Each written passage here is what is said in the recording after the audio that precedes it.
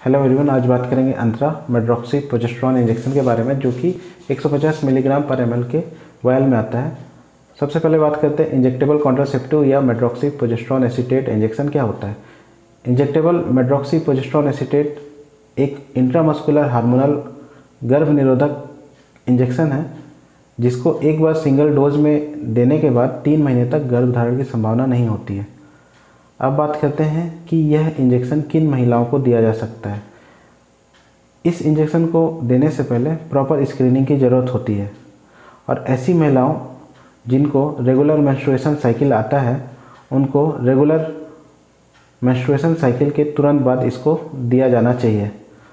या ऐसी महिलाएं जिनको डिलीवरी हुआ है, बच्चा पैदा हुआ है, उसके 6 हफ्ते के बाद इसको दिया जा सकता है। या ऐसी महिलाएं जिनको अभी अभी एबॉर्शन हुआ है, तो एबॉर्शन के तुरंत बाद इस इंजेक्शन को लगाया जा सकता है।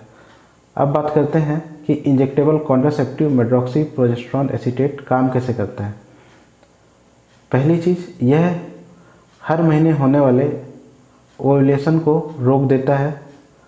दूसरी चीज़, यह सर्वाइकल म्यूकस को मोटा कर देता है, जिसकी वजह से स्पर्म सर्वाइकल म्यूकस तक पहुंच नहीं पाते और जिसकी वजह से फर्टिलाइजेशन नहीं होता है।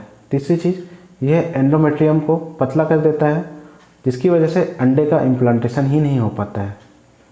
अब बात करते हैं कि किन महिलाओं को इंजेक्टेबल कॉन्ट्रासेप्टिव नहीं देना चाहिए।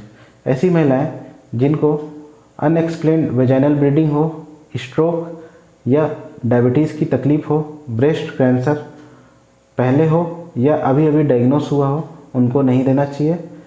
एक्टिव हेपेटाइटिस हो या लीवर में कोई कैंसर हो, उनको यह इंजेक्शन नहीं देना चाहिए। और ऐसी महिलाएं जो तुरंत गर्भधारण करना चाहती हैं, उन महिलाओं को भी यह इंजेक्शन नहीं दिया जाता है। अब बात करते हैं कि इस इंजेक्शन को लेने से पहले काउंसलिंग क्यों ज़रूरी है।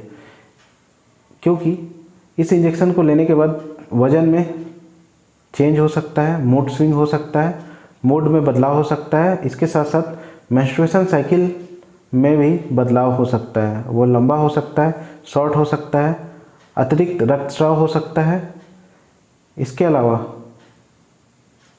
फर्टिलिटी रिटर्न करने में भी दिक्कत हो सकती है। ऐसी महिलाएं जो तुरंत गर्भधारण करना चाहती हैं, उनको 7 से 10 महीने तक इंतज़ार करना पड़ेगा। जब आखिरी इंजेक्शन लगेगा, उसके 7 से 10 महीने के बाद ही वह गर्भधारण कर सकती हैं। यह भी एक समस्या है इस इंजेक्शन के साथ। Thank you. अब बात करते हैं कि इस इंजेक्शन को लेने से पहले काउंसलिंग क्यों ज़रूरी है। क्योंकि इस इंजेक्शन को लेने के बाद वज़न में चेंज हो सकता है, मूड स्विंग हो सकता है, मूड में बदलाव हो सकता है। इसके साथ साथ मेंस्ट्रुएशन साइकिल में भी बदलाव हो सकता है, वो लंबा हो सकता है, शॉर्ट हो सकता है, अतिरिक्त रक्तस्राव हो सकता है। इसके अलावा फर्टिलिटी रिटर्न करने में भी दिक्कत हो सकती है। ऐसी महिलाएं जो तुरंत गर्भधारण करना चाहती हैं, उनको 7 से 10 महीने तक इंतज़ार करना पड़ेगा। जब आखिरी इंजेक्शन लगेगा, उसके 7 से 10 महीने के बाद ही वह गर्भधारण कर सकती हैं। यह भी एक समस्या है इस इंजेक्शन के साथ। Thank you.